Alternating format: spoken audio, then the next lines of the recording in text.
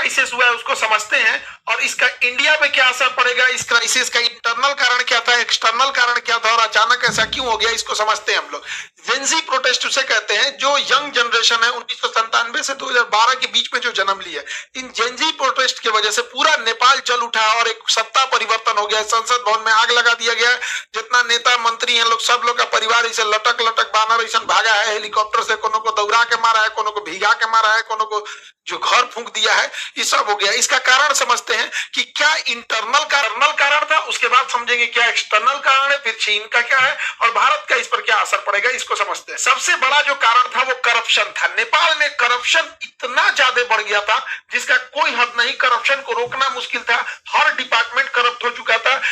China के सहयोग से जो एयरपोर्ट बन रहा था उसमें 1400 करोड़ का घोटाला हो गया, ललिता निवास में घोटाला हुआ, गिरी बंधु में हो गया 54,000 करोड़ का घोटाला हुआ और ओरिएंटल में हो गया 13,000 करोड़ का घोटाला, कोऑपरेटिव सोसाइटी में इसके लगभग 70,000 करोड़ का घोटाला हुआ।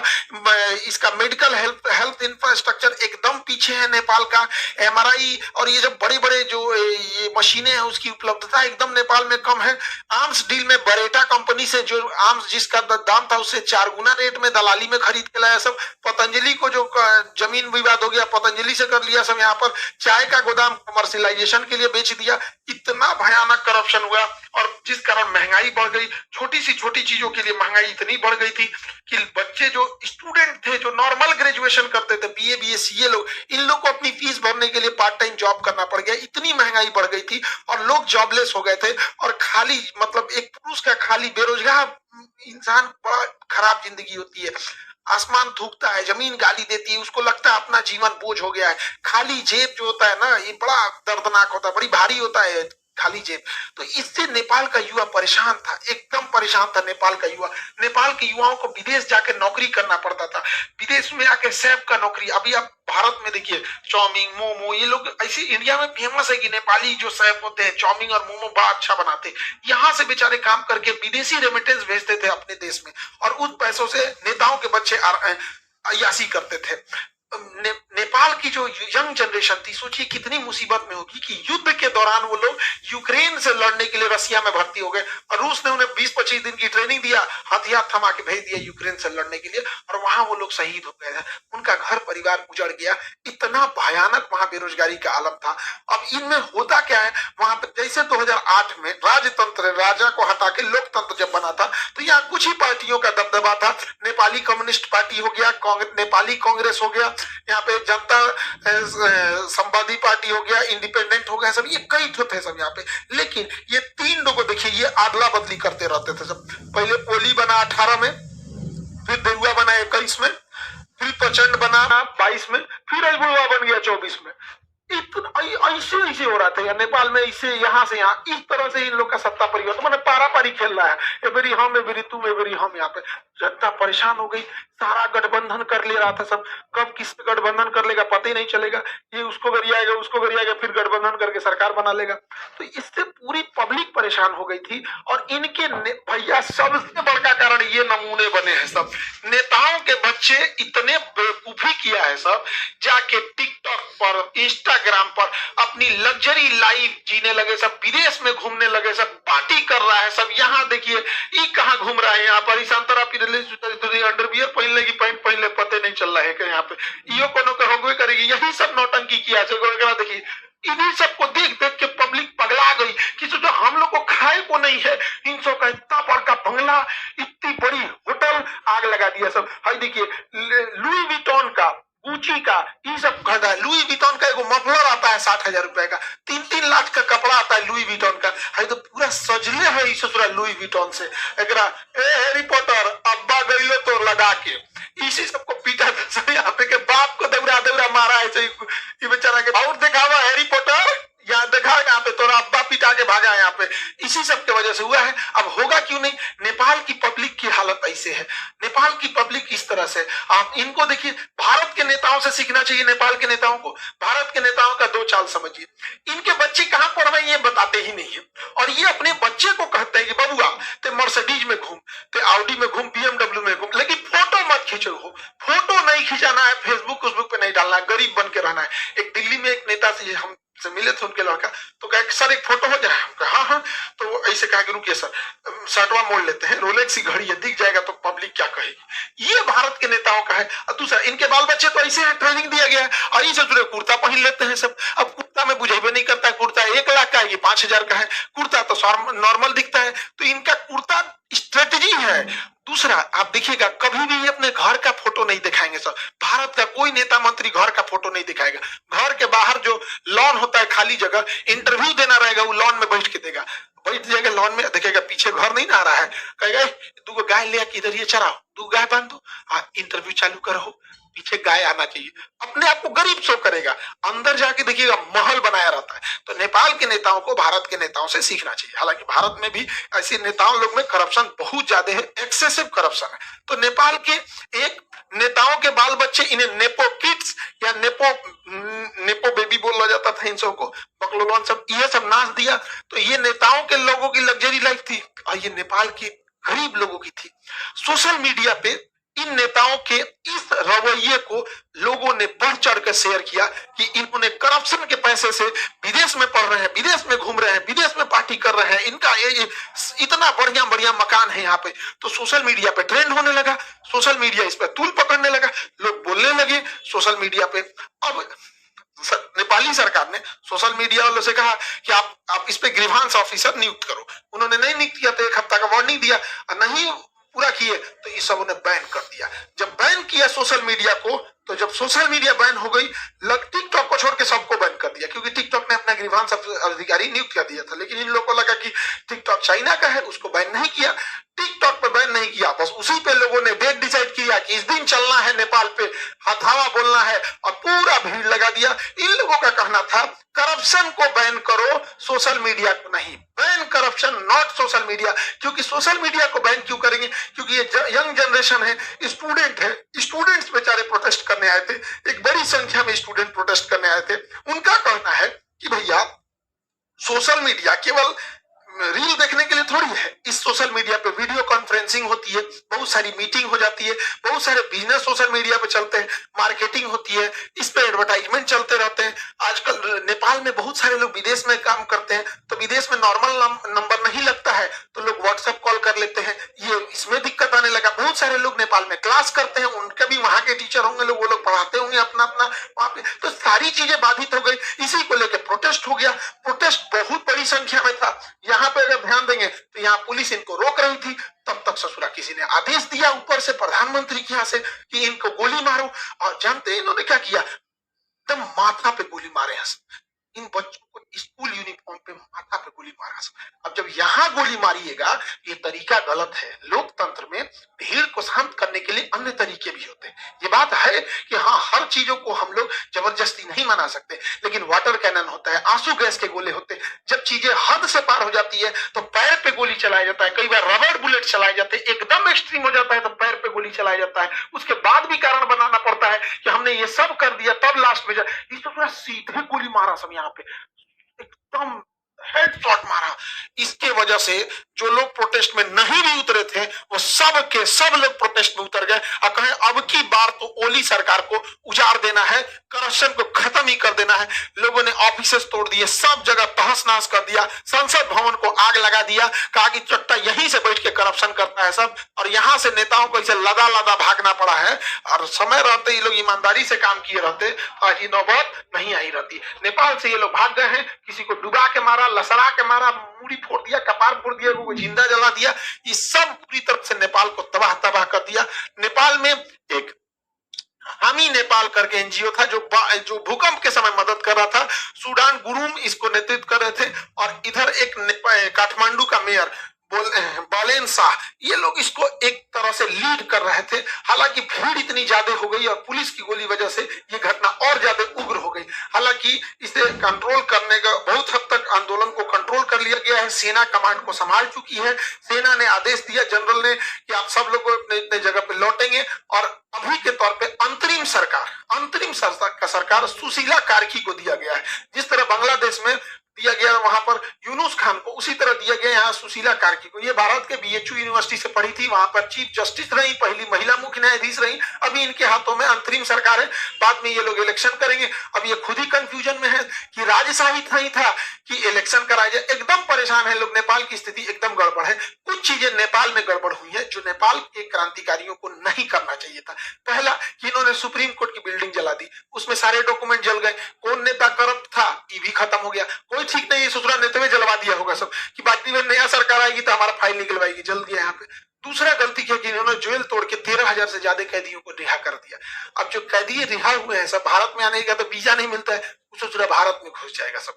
अगर भारत में नहीं भी घुसा सब तो कैदी था सब, उसको नहीं छोड़ाना चाहिए। हाँ, राजनीतिक कैदी रहते तो समझ में आता, क्रिमिनल्स को काहे छोड़ा दिए। यहाँ पे पुलिस ने मास सरेंडर किया, लोग पुलिस को मारे। पुलिस तो खैर करप्शन कर, गोली चलाएंगे लोग तो पब्लिक छोड़ देगी, माथा पे गोली चलाएंगे पुलिस। उसके बाद कहेंगे भाई आदेश आ रहा है तो आप हवाई फायरिंग कीजिए, आंसू गैस मारिए, मारेंगे गोली तो पिटाएंगे कहीं नहीं, पिटा गए यहाँ पे। लेकिन इससे भारत को क्या हुआ, भारत को एक लॉस लगा है। अनस्टेबल नेपाल कभी भी भारत के लिए ठीक नहीं है। दूसरा, भारत सरकार अभी काला पानी लेपू लेक विवाद चल रहा है, आप अब नेक्स्ट वीडियो उस पर बना देंगे ताकि आप लोग को ज्यादा क्लियर समझ में आ जाए।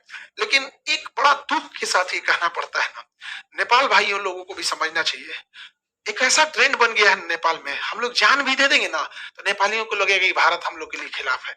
उनको चाइना ही अच्छा लगता है। हम लोग को क्या ही कर सकते हैं उन लोग के लिए, नेपाल के लिए क्या नहीं किया हम लोग। लेकिन उनको नेपालियों के दिल में बैठा है कि भारतीय खराब है। ऐसा नहीं करना चाहिए। हमारा रोटी और बेटी से रिश्ता है। हमारे यहाँ आज भी शादियां बिहार नेपाल और बिहार यूपी जो एरिया सटता है वहां से हो जाती है। लेकिन ये नेपाल खराबी, क्योंकि वहां माओवादी हो गए या फिर जो चीन का प्रभाव है वो बहुत ज्यादा हो गया। ये भारत के लिए अच्छी बात नहीं है। कूटनीतिक हार एक तरह से कहिए, या फिर हम लोग फंसते जा रहे हैं, ये नहीं होना चाहिए। इस पे भारत को सोचना चाहिए। इसके पीछे कारण भी क्या है, भारत सरकार को अमेरिका और वेस्टर्न द्वारा चलाए गए एनजीओ पे कड़ी नजर रखनी चाहिए, क्योंकि ये एनजीओ सरकार कम से कम 50 देशों की सरकार गिरा चुके हैं सब। अब जैसे यहाँ ही देखिए हामी नेपाल, ये किसके किसके सहयोग से, जैसे अमेरिका के ओपन सोसाइटी हो गया, फ्रीडम हाउस हो गया, फोर्ड फाउंडेशन हो गया, ये सब सरकार मतलब मदद करते हैं, बट इनका हिडन कुछ ना कुछ अंदर से टारगेट कुछ रहता है। तो गवर्नमेंट की एजेंसीज को इस पर नजर रखनी चाहिए। अभी जो नेपाल में हुआ है, हामी नेपाली जो ये संगठन था, इसमें शंकर ग्रुप, इन्फिनिटी ग्रुप और बरबरा फाउंडेशन ने फाइनेंशियल हेल्प किया था, और इतनी बड़ी हुजूम को एक साथ ले आकर इन्होंने किया। और आज एक देखिए कैसी गवर्नमेंट वहां बैठे बनेगी, इसका कोई ठीक नहीं है। अमेरिका जो है और वेस्टर्न कंट्री ने पूरी मिडिल ईस्ट को बर्बाद कर दिया है सब।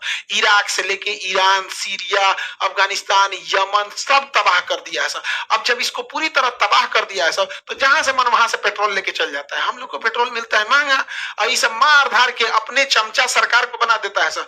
किसी को बना देगा सब, अयोग्य व्यक्ति को कहेगा 50% हम ले जाएंगे। तो यहाँ बर्बाद कर, अब इनकी नजर एशिया पे है। इधर श्रीलंका, बांग्लादेश, म्यांमार, नेपाल, पाकिस्तान, इसको अब अनस्टेबल करना चाहते हैं सब। ये सोशल मीडिया और किस तरह से ये काम करते हैं सब एनजीओ की मदद से, इसको समझने की जरूरत है। देखिए, सर्बिया एक देश था, सन 2000 में सर्बिया रसिया का फेवर करता था।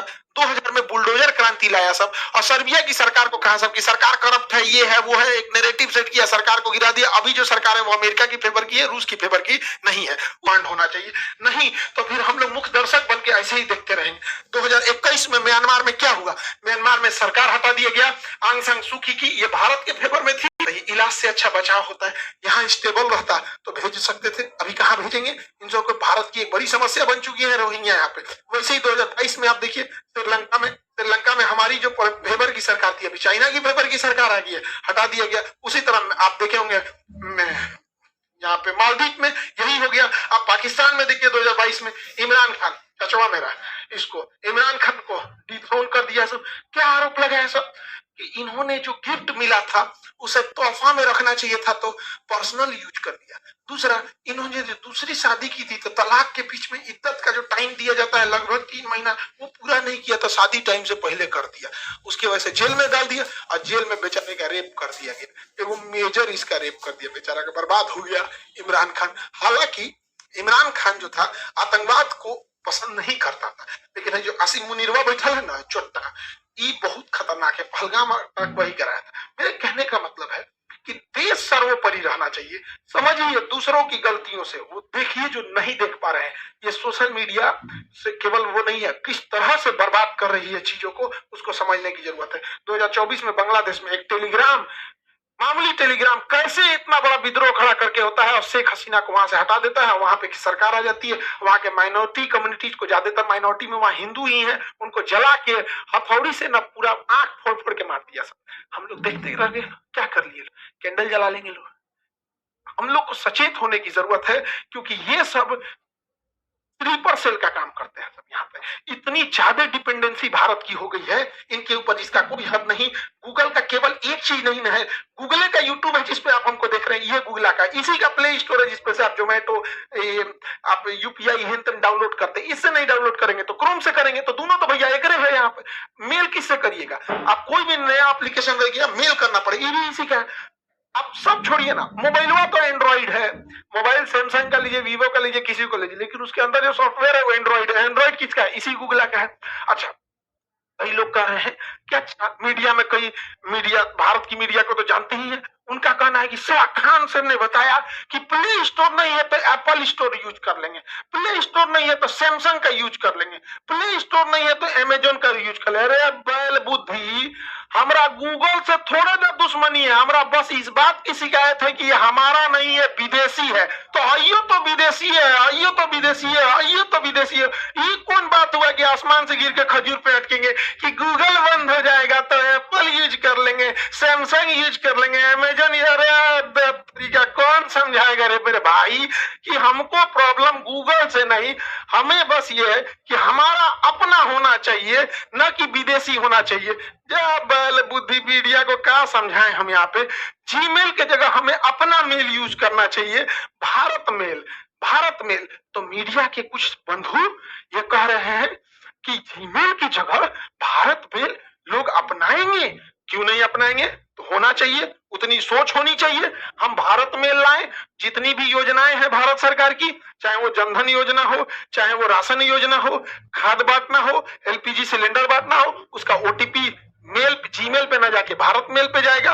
वोटर कार्ड का वेरिफिकेशन भारत मेल पे जाएगा, आधार कार्ड का वेरिफिकेशन गूगल जीमेल पे ना जाके भारत मेल पे जाएगा, इनकम टैक्स, जीएसटी, टीडीएस, ये सब का कहां जाएगा, भारत मेल पे जाएगा। मजबूरी बनेगी लोगों को जीमेल के साथ साथ भारत मेल भी रखना।